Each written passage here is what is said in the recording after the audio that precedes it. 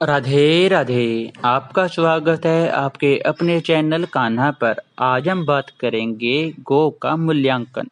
प्राचीन काल की बात है। भृगु के पुत्र च्यवन नामक एक महर्षि थे। वे बड़े तपस्वी थे। एक बार उन्होंने एक महान व्रत का आश्रय लेकर जल के भीतर रहने का संकल्प किया। अभिमान, क्रोध, हर्ष, सुख, दुख, शोक आदि का परित्याग कर वे 12 वर्ष तक पानी के अंदर ही समाधि रूप में रहे। महात्मा के ऐसे स्वभाव व तपस्याचार्य देखकर सभी जलचर प्राणियों के मित्र बन गए। जलचर, मत्स्य आदि प्राणियों को उनसे कोई भय नहीं लगता था। एक बार महर्षि च्यवन अत्यंत श्रद्धा भाव से नत होकर गंगा यमुना के संगम में जल के भीतर प्रविष्ट हुए। कभी जल समाधि लगा लेते, कभी निश्चेष्ट हो जल के ऊपर बैठ जाते। इस प्रकार व्रत अनुष्ठान करते करते बहुत समय व्यतीत हो गया। एक दिन कुछ मल्लाह मछलियों को पकड़ने की इच्छा से हाथ में जाल लिए उस स्थान पर आए जहां महर्षि च्यवन जल समाधि लगाए थे। मल्लाह ने मछली पकड़ने के उद्देश्य से जाल को पानी में फैलाया। संयोग से जाल में मछलियों के साथ महर्षि च्यवन भी फंस गए।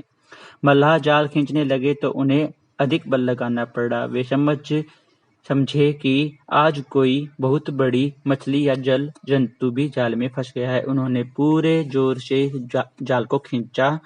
मछलियों के साथ महर्षि च्यवन भी जाल से में फंसकर पानी के बाहर आ गए। उस समय उनके सारे शरीर में शैवाल लिपटा हुआ था। च्यवन को देखकर सभी मल्लाह बड़े भयभीत हो गए। वे हाथ जोड़कर उनसे क्षमा मांगने लगे। पानी से बाहर निकलने पर जाल में फंसी मछलियां तड़प तड़प कर मर गई। यह दृश्य देख दया से उनका हृदय द्रवित हो उठा। उन्होंने मल्लाह से कहा, मैं इन मछलियों के साथ ही अपने प्राणों को त्याग दूंगा। ये मेरे सहवासी रहे हैं। मैं बहुत दिनों तक इनके साथ जल में रह चुका हूँ।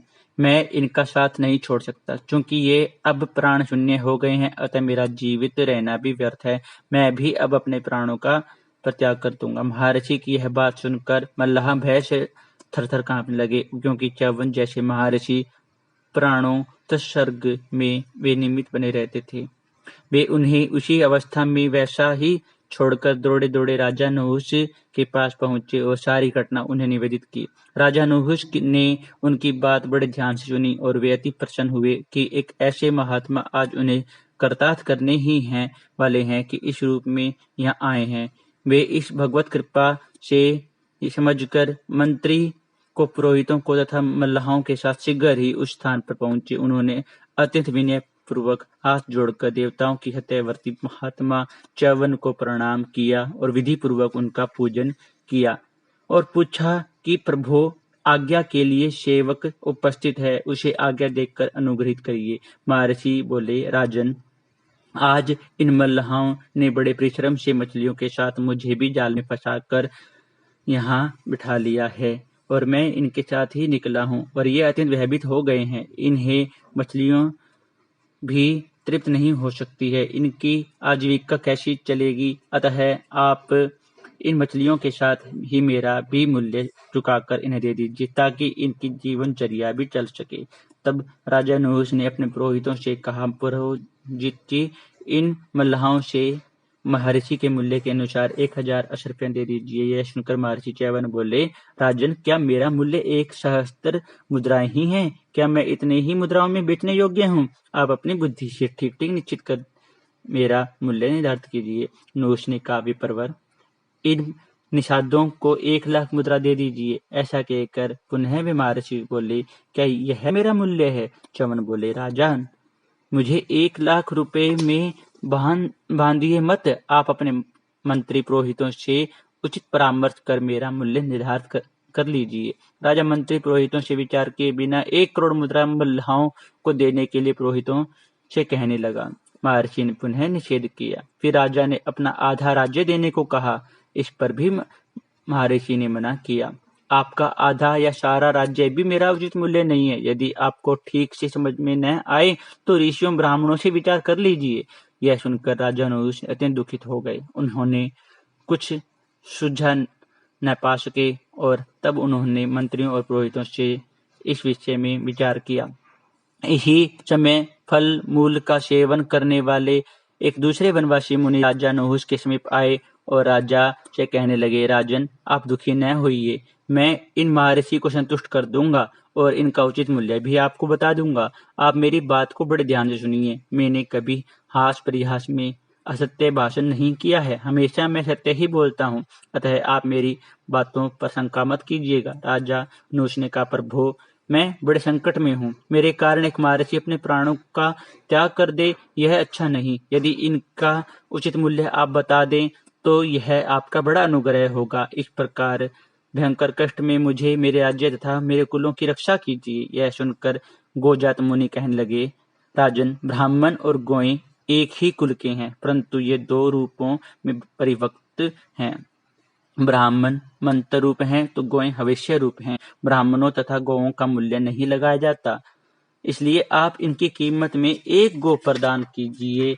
और उनका यह वचन सुनकर राजा नहुष तथा पुरोहित वर्ग अत्यंत प्रफुल्लित हुए और वे शीघ्र ही महर्षि के पास जाकर, हे ब्राह्मण, मैंने एक गौ देखकर आपको खरीद लिया, अतः उठिए, मैं आपको यही उचित मूल्य मानता हूँ। और राजा की यह बात सुनकर च्यवन बोले, राजन, आपने उचित मूल्य देकर मुझे खरीदा है। निश्चित ही इस संसार में गौओं के समान कोई दूसरा धन नहीं है। गौओं के नाम और गुणों का कीर्तन तथा श्रवण करना, गौओं का दान देना, उनका दर्शन करना, इनकी शास्त्रों में बड़ी प्रशंसा की गई है। ये सब कार्य संपूर्ण कार्यों को दूर करके परम कल्याण की प्राप्ति कराने वाले हैं। गौएं लक्ष्मी प्रदान करती हैं, उनमें पाप का लेश मात्र नहीं है। गौओं ही मनुष्य को सर्वदा अन्न और देवताओं को हविष्य देने वाली है। सवाहा वष्टकार सदा गौओं में ही प्रतिष्ठित होते हैं। गौएं ही यज्ञ संचालन करने वाली और उनका मुख है। वे विकार रहित दिव्य अमृत धारण करती हैं और दूहने पर अमृत ही देती हैं। वे अमृत भी आधारभूता ही हैं। सारा संसार उनके सामने नतमस्तक है। गौओं का समुदाय जहाँ बैठकर निर्भयता पूर्वक सांस लेता है, उस स्थान की शोभा बढ़ा देता है और वहाँ के सारे पापों को खींच लेता है। होए स्वर्ग की सीढ़ियाँ भी होती हैं। गौएं स्वर्ग में भी पूजी जाती हैं। गौएं समस्त कामनाओं को पूर्ण भी करती हैं। ये देवियाँ हैं, उनसे बढ़कर दूसरा कोई नहीं है और उनके महात्म्य का वर्णन ही कर कोई कैसे सकता है। इतना कहकर महर्षि चुप हो गए।